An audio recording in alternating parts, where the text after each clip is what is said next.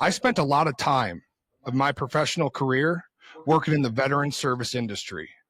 And in every instance, when I was working with veterans, when I worked for DEED, for the Minnesota Department of Economic Development and Employment, where I worked as an employment counselor, helping veterans find work and get back on their feet. Hey, did you get to your CVSO? Did you get to the VSOs? Did you get the benefits that you deserve that are owed to you? No, I'd rather starve, man. Those people can't help me. They won't help me. Why would I go there? I'm here. Can you help me? Yeah, I can help you find work, but I can't help you get your disability. Yeah, they told me they can help me in 6 months.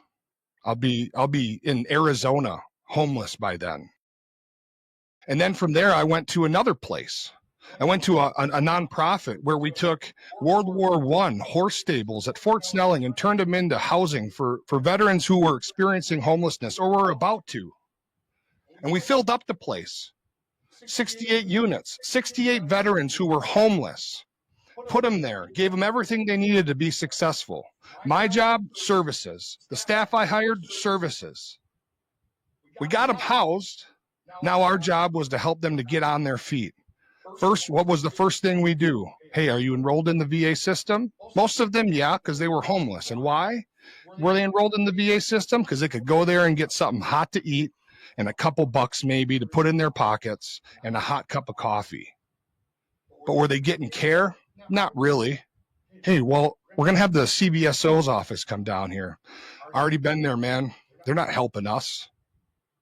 What do you mean the CVSOs? What the hell are they doing? They don't do nothing for us.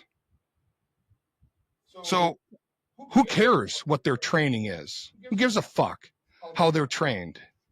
They're not helping the veterans who need it the most. Veterans like me, you, Ben, you, Jason, they'll help us because we'll walk in there. We're going to drive our trucks in the parking lot. We're going to walk in. Hey, I'm a little short on dough. There's an unmet needs fund. Can I apply for that? I need help paying my mortgage this month. Oh yeah, we'll get you a few $100. Sweet. Hey, I'd like to raise my disability level maybe. Yeah, we might be able to help you with that. Fill out this form. We'll do this, blah, blah, blah. But the veterans who really need it, who are really stuck and really in a hard place, they're not going to the CVSO. They're not going to those people. The ones with really hard cases that have been there maybe, that really need some help, that don't give a shit about giving somebody like Ben a few bucks to get care. It's not about money all the time. These guys want to go and make sure that they can get some insulin. They want to know that they can get some allergy medication. They want to know that they can get some effing care. They don't care about the money all the time. And then all these people sit in these committee hearings. Ben, I watched the one that you were in a couple weeks ago. You did a great job, by the way. Thank you for doing that for veterans. But all these politicians sitting around, and the guy that you were sitting next to, Senator, what's his name? Putnam. What a piece of shit that guy is. Well, I think that we should put this forward, blah, blah, blah. Why don't you go out and talk to veterans, Mr. Putnam? Why doesn't that committee have veterans come off the street? Why don't you ask them who's helping them and who's not? Some dumbass chick with some stupid cap who's a doctor of clothes. What makes her qualified to help veterans? Because she spent 3 months conditioning water somewhere in the fucking Dakotas? Get the hell out of here. Thank you for your service. But you're not going to go out and tell veterans who went forward, who really are suffering, what's best for them. The problem with all of this is that we've taken, they're trying to take away our choice.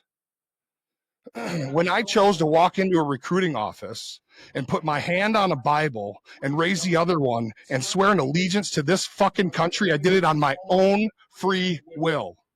And now when my service is over, you're telling me I don't get to choose who's going to help me get my benefits? You're going to tell me where I have to go?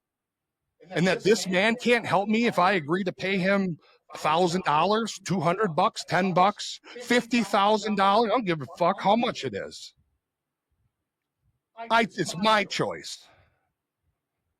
But you're not going to let me? Because the more cases you get, MDVA, The more cases the CVSOs get, the more federal funding they get so they can justify their miserable existence. That's bullshit. We're here to help. I thought we were here to help veterans, not limit their choices and take away their shit. Why would we even be having this discussion? Why isn't the discussion, hey, you guys can do this, we can do this, they can do that. There's laws in place, we just heard it, to weed out the bad actors. Why don't we work together to help veterans of all classes, all social economic classes, all genders, all ethnicities, even the ones that like pussy hats? Why don't we help all of them? Why would we tell them where they have to go to get the things that are owed to them, that they chose to sacrifice for this country, and we're going to tell them where they have to go? And then we hear about things like suicide numbers, and that veterans that are committing suicide, a large percent of them not even enrolled in the VA system. Doug Collins said that last week or the week before. A large percentage of our 22 a day not even have anything to do with the VA. Why is it? Why do you think that is? Because we're taking away their choice. Let them choose how they're going to treat themselves. Let them choose where they're going to go get their benefits and how. And if they don't want anything to do with you, don't ostracize them for it. Can you blame them?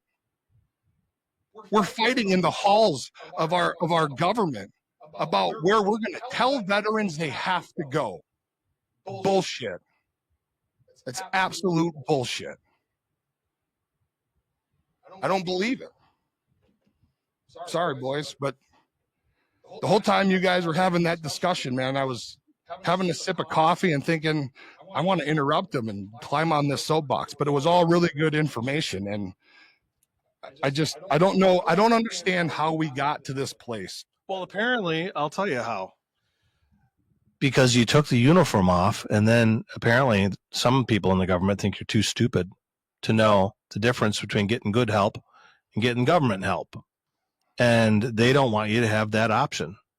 You know, they think that they know better than you, which was at least one of them mentioned during the hearing. Senator Gustafson said that they want to make sure that they're watching how veterans spend their dollars. Yeah, that woman, that brunette woman. Yes. Apparently, we can't you don't read learn so good, Jason. Wow. You got pretty lucky so far. Holy Don't cow. let my wife find out. It's just craziness. It's crazy. And that's kind of, and I mean, I appreciate how emotional you get when you talk about this stuff. Because it is real. And I think your reaction is probably the reaction of most people that would never end up in a place to come meet an attorney for that help, for that exact same reason, right? You have one negative experience. And I think we all know that the world is built with it's almost like the original Mario Brothers. You know, it's not terribly difficult, but when you don't know the rules of the game and how to navigate it, boy, those first few hours when you were playing that first Mario game were difficult. But once you learn that you had to climb up this to get to that, right? When that path is laid out for you and you can understand it, it makes it easier to enter it. And having a subject matter expert like an attorney to be able to bounce things off of, I think is an absolutely necessary tool in any veteran's post-service life. Because there were so many things that I didn't know until I was told about them. And I'm so thankful that the big guy has laid these people around me and it made me smart enough to ask a question. Why? And if you take away the people that can answer the why by legislating the new bumpers for people to not want to be in the pool, I mean, what a lost asset for every veteran to just not have the tools that they need. And who would know, right? Unless you went to that hearing, Ben, and read the legislation, and then you sent us the text like, look at this crap. Like, who would know? Well, if we weren't talking about it and you weren't talking about it, who would know? We read it and we still didn't get it. I mean, we truly are those. We're not a smart people like Richie and I. I'm only speaking for Richie and I, not Ben, Whoa. not anyone else. Just Richie and I. We talked about we have Polish ancestry. We are not a smart people. That's just the way that it works. Hey, my grandfather was smart, bro. Well, Apparently, have that to, skips though. every third I just generation. want to point